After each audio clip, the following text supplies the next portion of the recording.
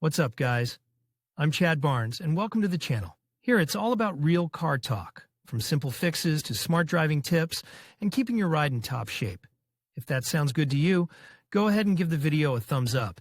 Hit that subscribe button, and make sure you watch all the way through. There's a lot of good stuff coming.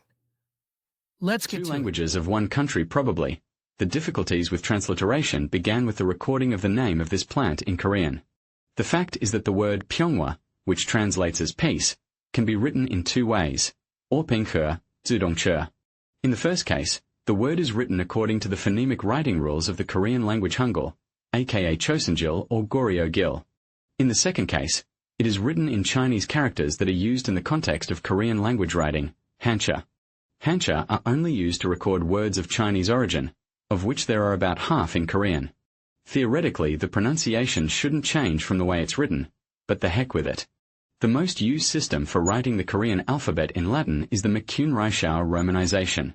According to this system, the name of the factory was written as Pyongyang, with the apostrophe after the P occasionally omitted, and the name written as Pyongyang or simply Pyongyang. The McCune-Reischauer romanization was the official system of romanization of the Korean language until a new version was adopted in 2000. And according to it, the name of the plant is spelled as Pyongyang. Apparently, this is where the different ways of spelling the name of the plant come from. I will use the word Pyongyang, which, as I think, is more appropriate in the modern spelling. Let's finish with linguistics and move on. No, not to cars, but to economics and politics. Who to be friends with.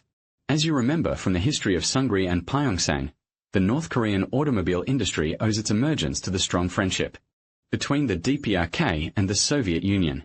The first cars produced in Korea were our Victory GAZ M20, trucks GAZ 51, GAZ 63, and passable GAZ 69. Further, it was different. They made replicas of our ZILs, agreed to produce KAMAZs, and even more often, built some crazy variations on the theme of old Soviet cars. At a certain stage of the country's development, this was enough. There was something to fight with, and nothing else was needed. And if anything, there was friendship with the USSR. By the mid-1990s, the situation had changed. The Soviet Union had already collapsed, and the country needed at least some more or less modern cars. This included passenger cars, the shortage of which had always been enormous. It was impossible to build in a few years such an automobile industry, which would have moved from the production of crooked GAZ 69 to the production of something similar to modern passenger cars of the bourgeois. There were two ways out of the situation: buying a license to produce some human copies or building a joint production with those who had already achieved success in this industry. Acquiring a license for the DPRK was not the most convenient way to solve the problem. First of all, North Korean leaders had been telling everyone for 40 years that their automobile industry was the best in the world, and they did not need anything from the West.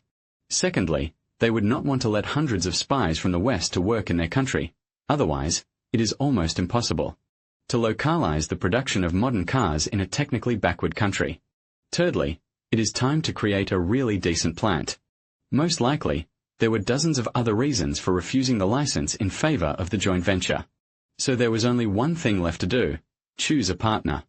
A partner was found in 1999. It was Moon Sung-myung, or rather his scandalous Unification Church. I will not go into the details of the existence of this church, or rather, sect, but those who remember the religious obscurantism in Russia in the early 90s, with Mormons, Baptists, Aquarius sects, and other organizations and movements, will surely remember the Moon's Church, which found its admirers in Russia in the 90s, open to all kinds of wildlife. I don't know about you, but I wouldn't want to drink a cocktail that includes Moon Sung-myung's blood and flesh, i.e. real blood or semen, and the blood, or milk, of his wife. All in all, he was a strange man. He died at 92 in 2012. In his lifetime, Moon Sung-myung was an inveterate anti-communist, but he was able to be friends with everyone: the United States, post-Soviet Russia, a dozen world leaders, and Kim Il-sung himself. I don't know how he did it. They carried him on their hands, threatened to put him in jail, asked for his blessing, or threatened to close him down for tax evasion. However, this is not important to us now. What is important is that in 1991 he met with Kim Il-sung, and in 1999 a joint venture between North Korea, represented by Ryongbong. And South Korea, represented by Moon Song-myung and the Unification Church, was already organized. The question arises, how are the Unification Church and the automobile industry connected? Here again everything is covered in darkness, but Western sources have a brief formulation: the Mekong Auto Corporation in Vietnam. Connected to the Moon Church. That is, the Mekong Auto Corporation in Vietnam, connected to the Moon Church. Moon in this case is not Moon, but Moon Sun-myung. So let's just record the fact: some connection between the Moon Church and the Mekong Auto Corporation unequivocally existed. However, there will be actual evidence of this connection below. The shares of the companies were as follows. Moon Song-myung contributed $54 million to the joint venture, which gave him a 70% stake in the venture. The North Korean company Ryongbong received 30%. Responsibilities were divided in the traditional way. North Korea provided labor and territory. South Korea provided technology and money. The plant was built in Nampo, in the southern province of Pyongyang. Apparently, something did not go well during construction, so it could not be built according to the plan. Not all the premises were completed. Supposedly there were supposed to be 11 workshops, but only the largest one and one smaller one were built. The number of workplaces is estimated at 250 to 350 people. Now it remains to find out what was supposed to produce at the new plant. A little bit of Italy here. Most likely, we will find the most solid evidence of some kind of links between the Church of Muna and the Vietnamese Mekong Auto Corporation. As it is known, Mekong produced licensed Fiats, and they were produced at the Pyongyang joint venture. The first car of the JV was the Fiat Siena, a compact sedan, initially produced in Brazil since 1996, and a little later, in very many not very developed countries. Its closest relative, designed for slightly more developed countries, but not for Western Europe, is the familiar Fiat Albea. Production of the Siena began on April 20, 2002. It was not so much a production as an after-assembly of almost finished Siena imported to the DPRK from Vietnam. A year later, the company switched to full-cycle assembly. The name of the Siena assembled in the DPRK at Pyeongchang was somewhat unusual. Whiparam I, sometimes spelled Whiparam, Fiparam, Huiparam, or Viparam. The word translates as whistle, whistle. Of course, one model was not enough for the success of the joint venture. It was necessary to master the production of new cars. Whiparam I, the second model of Pyongyang, was Pyakuji I, Cuckoo. It was Fiat Doblo, which never gained popularity. Its production lasted about 2 years, 2003 to 2004, after which the car was removed from the assembly line. Localization of European cars was not the cheapest thing to do. Besides, it seems to me, there could be some issues with the license for Fiat. After all, the scheme of introducing these cars to the DPRK market via the Vietnamese Mekong looks a bit murky. In these circumstances, it was interesting to master another product, which has less relation to Europe. And it was mastered, and at least one niche, crossovers, was free. The new model, named Pyakuji 2, was the Chinese Dandong Shuguang. It happened in March 2004, and already in April of the same year Pyakuji 3 appeared, a double-cab pickup truck based on the same SUV. What is significant about Pyakuji 2 is the fact that it became the first DPRK vehicle, which was exported. Of course, to Vietnam. There, this car was sold under the name Pyongyang Premio. The production of these cars went till 2006, and in 2007 a new generation appeared. One more update Pyakuji 3 survived in 2009. A distinctive feature of the cars, built on the basis of Chinese Shuguang, is their rather significant export to Vietnam.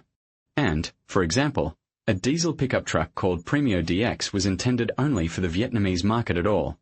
The last Chinese Shuguang assembled in Phuong Hoa was the Shuguang, Huang Hai, CUV Landscape, dubbed the Pyakuji 4WD1. It has been in production since 2008, and the vehicle underwent a restyling in 2013, during which it was named Pyakuji 2405. Korean luxury whistles and cuckoos are cool, of course. But only for the people, and the elite clearly lacked it. That's why Pyongyang was concerned about the production of another line of cars, Executive Zunma, translated as horse. Well, if you steal $1 million. More precisely, Mercedes. And it is terrible to steal from Mercedes, so we had to steal South Korean SsangYong Chairman. And it was a stolen Mercedes W124. Externally, In my opinion, the car turned out to be wild and not very similar to the handsome W124. Koreans disfigured it like a god to a turtle. Strangely, but my opinion was shared by DPRK bigwigs, who did not really like this car. As a result, this monster was produced for only 2 years, 2004 to 2005, and that was the end of the Mercedes story. Zunma, but it started with Chinese brilliance. They started producing a copy of the Brilliance Junjie in Pyongyang, but sold it under the name Whipperam 2. And in 2010, the Whipperam 3, aka Whipperam 1405, came out, which was a copy of the Brilliance FSV, BS2. This car was noticeably simpler and cheaper, and is now often seen as a cab in Pyongyang. And, finally, the same plant has been producing wonderful Jinbei minibuses since 2005. In fact, they were Toyota Hiace of the 4th generation. But the buses were very popular, and there are still quite a lot of them on the streets of North Korea. And yet Pyongyang failed to reach the planned production volume of 20,000 cars per year. In 2011, its best year, only 1,820 cars were produced. The Unification Church decided to sell its stake for an immodest $200 billion. No one was willing to pay this money for the stake in Pyongyang, and then in 2012 the church finally did the godly thing. It gave its stake to the DPRK government. True, for this it got a lot of lucrative contracts in the hotel business. I wonder why they needed it in DPRK. But that's another story. They are the ones with the moustache, so Pyongyang is no longer a joint venture, but the very North Korean automobile production, state-owned. The question involuntarily arises, how can it master new models, even if they are Chinese in the depths of its iron soul, without the help of South Korea? It would seem that there is no way. And we can put an end to this Pyongyang. But that's not the case. Do you know how many new models Pyongyang showed at the 16th Pyongyang Spring International Expo? 36. 36. Carl. Where did they get them all from? Oh, that's easy. If you strain your eyes a bit and look at these cars, you can find Chinese ears sticking out of all of them very soon. I won't list all 36 models, I'll just name a few. Whipperam 1504 is the Brilliance FSV. Whipperam 1516 is the FAW Olay. Whipperam 1518 is the Brilliance H330. Whipperam 1607 is the FAW, which in turn is the old Volkswagen Jetta. Whipperam 1610 is the FAW Bestern B50. Whipperam 1613 is also the FAW and also the Volkswagen Jetta, but newer. Whipperam 2005 is the Brilliance Unchi. And so on. And there are quite decent buses and trucks. For example, Samcheonre 0606, which is actually King Long, or Samcheonre 0713, former JAC Refine M5. In short, nothing had to be developed from scratch. But still, how could the Koreans manage to produce such a huge number of cars of different classes in such a short time? Any ideas? That's how I puzzled over it at first. But in life, it turned out to be simple. Roughly like with the iPhone, most of all this splendor was assembled in the same China, but under the Pyongyang brand. True, not all cars are labeled with the Pyongyang logo, two doves of peace, and, for example, our Lada Xray was left without a logo at all. Like, for example, BYD F3 Lafan 820, Beijing BJ40 and several other cars. However, a photo of the X-Ray with branded doves on the grille has recently appeared. Restyling? Probably. Of course, there are still many questions. First of all, there are different opinions about what the plant itself is actually doing today. They say different things. Some say that small-scale assembly is still being carried out there. Moreover, there are reports that some of its products are still exported to Vietnam through the intermediary of the same Mekong Auto Corporation. And some people say that the Chinese even put Pyongyang logos on their cars themselves, and the plant is only engaged in importing these cars. I think this is not quite true, and there is still in-house production there. By the way, the DPRK says that all these cars are assembled in the DPRK. Well, they would say something else. It is not clear how dealer service for these cars is organized. Does Pyongyang have the capacity to service and repair such a line of vehicles? Are there parts warehouses? It's hard to say. For now, we can only say one thing. There is a choice of new cars in the DPRK. At least on paper. At least Chinese ones. Well, I cannot say what they actually buy there and in what quantities. This is also a big Korean secret. Of course, it is a state secret, like everything in this closed but interesting country. We would like to thank Andrei Trubin, the head of the blog Cars from DPRK and other countries, for his help in finding information. Cars from DPRK and other exotic countries. https://vk.com are Auto Fromperk. In conclusion, the peculiar assembly operations at Pyongyang's factory reveal a fascinating blend of automotive history and innovation. From the Fiat Albea to the iconic Mercedes W124 and even the Lada Xray, these vehicles represent a unique intersection of global automotive culture and North Korean ingenuity. While the production methods may raise eyebrows, they also highlight the country's resourcefulness in adapting foreign designs to meet local needs. As we continue to explore the mysteries of North Korea's industrial landscape, the stories behind these cars remind us of the complex interplay between technology, culture, and politics in a nation often shrouded in secrecy. Thank you for joining us on this intriguing journey into the world of North Korean automotive assembly.